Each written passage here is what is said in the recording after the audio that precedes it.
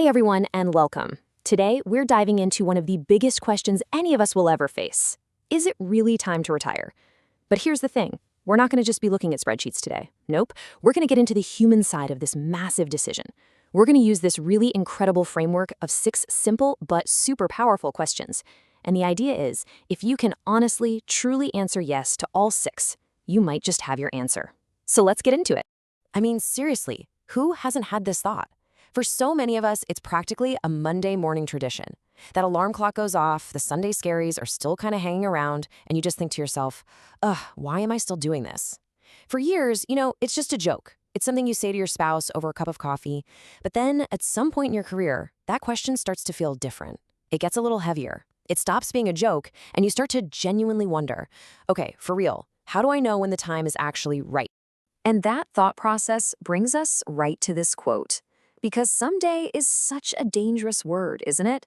We all do it. Someday I'll finally take that trip. Someday I'll learn how to play the guitar. Someday I'll have more time for my family.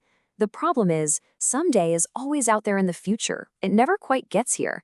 So to fight back against that someday trap, we're going to use this framework to pull that decision right into the here and now, starting with the biggest question of them all.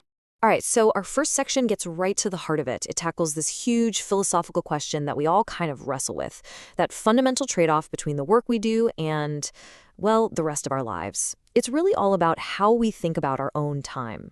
So what does this mean, deferring your life? It's a trap, and it's so easy to fall into. We get stuck in this black and white thinking. Either you're working or you're living. You have to sacrifice now so you can hopefully enjoy yourself later. The source material is actually pretty blunt about it. It quotes this wise woman who said, "A bucket list is where dreams go to die." Ouch. That's a little harsh, but there's a real truth in there, isn't there? We make these amazing lists of all the things we want to do, but we just file them away for a future that isn't promised to any of us. And that leads us to our first big question, and you've got to be really honest with yourself on this one. Have you been putting your life on hold? Just think about it for a second. That big trip you've always dreamed of, that hobby you wanted to pick up, the volunteer work you feel passionate about, are all of those things parked in the someday category? Now, some people are amazing at creating what the source calls a both-and life. They find a way to blend their work and their passions, and that's incredible. But for a lot of us, that's really, really tough. So if you look at your life and realize you've just been living for the weekends and for some distant retirement, that's a pretty clear yes to question number 1. Okay, so we've talked about the philosophical cost, deferring your joy. Now we're going to move on to something a little more tangible. We're talking about the very real price a long career can take on our bodies, on our minds, and on our most important relationships.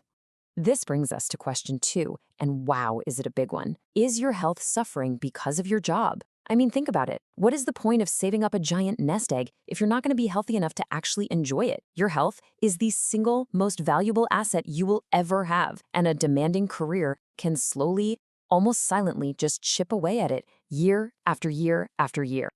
And this slide just illustrates it perfectly. It's usually not one big dramatic thing. It's the slow accumulation of 1,000 tiny compromises. It's the sleep issues because your mind is just racing about some deadline. It's the high blood pressure from the constant stress. It's the terrible posture from being hunched over a desk for decades. The chronic anxiety about what your boss is going to say. You skip your workout because you're just too busy, and you grab junk food because it's quick. None of these things feel like a huge deal in the moment, but you stack them up over 30 or 40 years, it's a heavy price to pay. I absolutely love this story from the source because it is so specific and so painfully relatable. This isn't just some abstract concept of stress. No, this is a physical thing, a literal knot under a shoulder blade that has been there for so long it has a name, and it's named after an old boss. I mean, that tells you everything you need to know, right? It's the result of working a computer mouse day in and day out for 3 decades. It's a permanent souvenir of the physical toll of a career. So let me ask you, do you have a knot named after one of your bosses? If you do, that's probably a yes to question 2. Okay, so after your health, what's the next most important thing in your life? For almost all of us, it's our relationships. And that leads directly to question number 3. Do you wish you had more time for the people who matter the most to you? Here's the hard truth. You can have almost anything in life, but you can't have everything. There are only 24 hours in a day, and a demanding career stakes a claim on a huge chunk of them. So if you're constantly feeling that guilt about missing recitals or family dinners, if you feel disconnected from your friends, or if you just wish you had more simple, lazy time with the people you love, well, then that's a yes to question 3. Because those connections are what give life meaning, and they need our time and our energy to thrive. All right, so we've laid out the potential costs, right? Deferring your life, sacrificing your health, losing precious time with loved ones. This next section is all about shifting from the problem to the solution. It's about exploring the alternatives, planning what comes next. It's about figuring out your escape route. This brings us to a really practical, really smart question to ask yourself. Is it truly completely impossible for you to just work less? Before you take the giant leap into full retirement, it's really worth exploring that middle ground. Now, some really progressive companies offer things like official phased retirement or part-time options, which is amazing. But let's be honest, those are still pretty rare. So what can the rest of us do? This slide lays out 2 really realistic alternatives. First up is the step down. This could mean a lot of things. Maybe finding a part-time consulting gig or just finding a less stressful job somewhere else. It's a great way to kind of ease out of the workforce. But the second option is fascinating. It's called the quiet boundary. The idea is you stay in your job, you do your work, you do it well and ethically, but you stop doing all the extra stuff. You stop coming in early and staying late just because it looks good. As the source points out, when you're young and building your career, that stuff matters. But after a few decades, who gives a crap? You just leave at 5 p.m. So if you've looked at these options and they're just not going to work in your job, then the argument for full retirement gets a lot stronger. And that's a yes for question 4. So let's say working less is not an option, and you're really leaning towards making the leap. This brings us to a question that is so critical and so often gets overlooked. Do you actually know what you're going to do with all of that brand new free time? This is all about retiring to something, not just running from a job.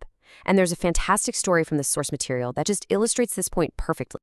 The person telling the story was on his college cycling team, and whenever they would go out on these super long training rides way out in the country, there was always, inevitably, some dog in somebody's yard that would just go completely crazy. It would bark and snarl and chase them down the road with every ounce of energy it had. In that moment, its entire purpose in life was to catch that cyclist. Well, one day, one of the riders, a really strong cyclist named Mark, was being chased by this particularly fast and determined dog. And to everybody's surprise, the dog actually caught him. It was a total disaster. Mark and the dog go tumbling through the grass on the side of the road. And after he picks himself up, Mark looks over and he sees the dog is just as disoriented and confused as he is.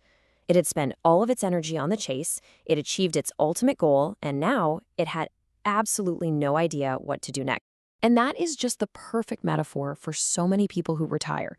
They spend 40 years chasing the finish line, retirement, and when they finally cross it, they get hit with that same confused, disoriented feeling as that dog. Okay, now what?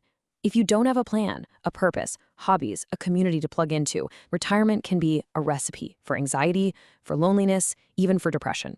So if you know exactly how you're going to fill your days, if you have that plan, then that's a huge, resounding yes to question 5. All right, we have covered life, health, family, and purpose. It is time to address the final gatekeeper. And we've deliberately saved this one for last, even though for many people, it's the very first thing they think about. It's the practical, it's the non-negotiable, it's the final financial check. Because ultimately, it all comes down to this, doesn't it? The money. You can have all the purpose and passion and plans in the world, but if the numbers don't add up, well, they just don't add up. This is the step where you have to be completely, brutally honest with yourself and your situation. And so, here it is, our final question, number 6. Can you afford it? And this is not a feeling. It's not a guess. This is about putting pencil to paper or getting your fingers on a keyboard and actually running the numbers. You absolutely cannot, under any circumstances, give your notice at work without doing this homework first.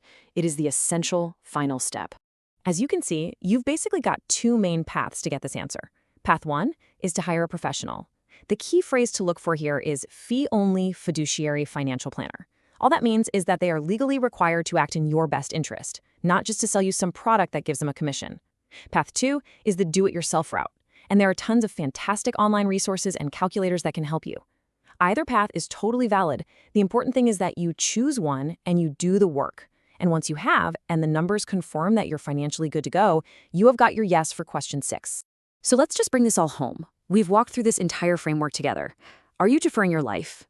Is your health suffering? Are you missing out on time with loved ones? Is it impossible to just work less? Do you know what you're going to do next? And finally, can you afford it? If you have gone through this and thoughtfully and honestly answered yes to every single one of those questions, then the conclusion is pretty clear. It's time. If you've checked all 6 of these boxes, you have done the emotional work, the physical work, and the financial work. You've basically given yourself permission. The only question that's left is the one right here on the screen. What are you waiting for? Thanks so much for watching.